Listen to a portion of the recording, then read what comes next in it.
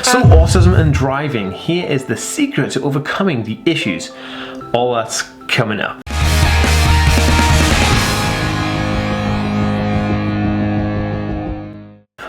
Hey guys, welcome back to the Ask Me world. My name is Dan. I have autism, ADHD, OCD and dyslexia, and I make weekly videos all about this type of content. So if you're new around here and you'd like to learn more, remember to hit that subscribe button by clicking the notification bell down below.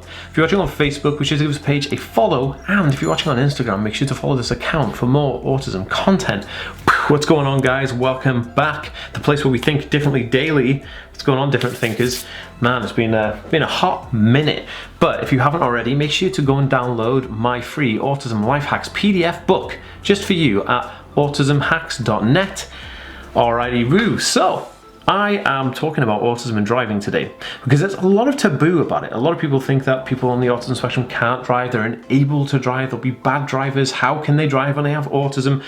And look, autism is a spectrum disorder, so there may be people on the autism spectrum who will never be able to drive because of some other learning difficulty that autism presents to them.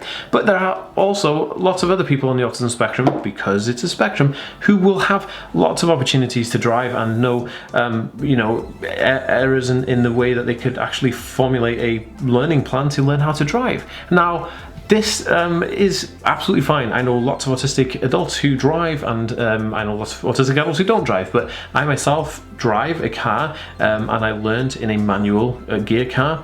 But I wanted to really talk about like overcoming the issue and understanding how do we come to to solve the problem of like driving, because driving is a difficult task, and there's lots of people on the autism spectrum who want to learn to drive, but then hesitant and hesitate about it because they think, oh, I'm not going to be able to drive because this, that and the other and blah blah blah.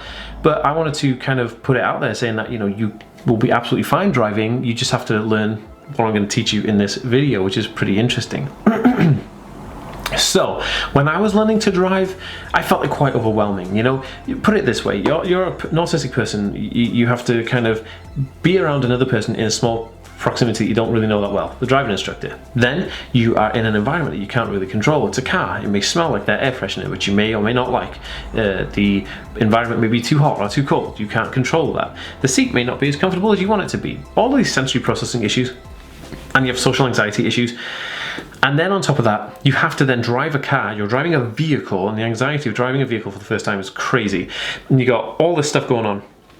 On top of that, you got to figure out how to drive the vehicle. And this is what's difficult. The learning to drive is quite simple when everything else is relaxed, but when you're on the autism spectrum, everything else is heightened to this level of like complete I need space, and it's very difficult to do it. But coming to terms with trying to listen to the instructor teach you how to drive a car, and they basically teach you from a perspective of just learn to drive the car, right?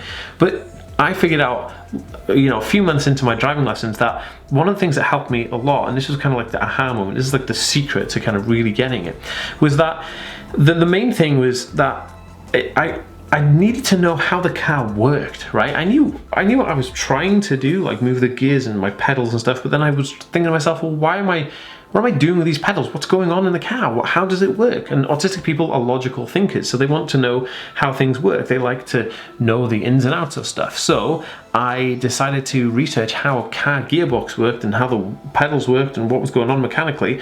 And when I looked at that, it kind of made sense because I realized what I was doing inside the cockpit versus like what was going on in the engine.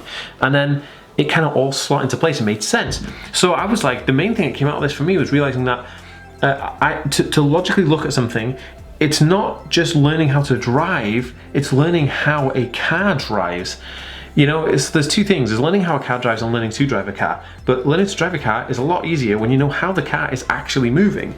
Now, that was like a proper aha moment for me. So if you're watching this, right, and you're autistic and you want to drive, learn how a car works, right? So if you're an autistic person learning to drive a car, or you're a parent of somebody who wants to learn how to drive, then present this to them in a way where you can say, well, why don't we just look at how a car drives? Why don't we look at the engine types? Why don't we look at the gears, how the gears work? How does the car move? Look at the ins and outs, because it's a well-rounded picture. If you're moving a piece of machinery, if you're operating a big piece of machinery, you're gonna want to know how this is moving. What are you doing that's making it move? And that is the key to succeeding with autism and driving, and I know that you can do it. You know, another thing is that confidence, but you know, you'll have so much more confidence when you know how to drive the car because you know how it's driving.